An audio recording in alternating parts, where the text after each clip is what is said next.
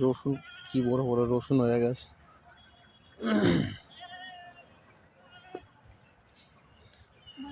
মাঠ কে মাঠ।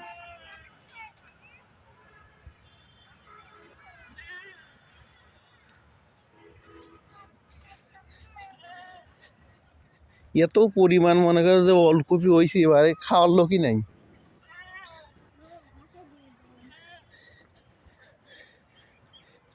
কি আশা আইছে চিন্তা করা যায়, কি পরিমাণ ধরা ধরছে।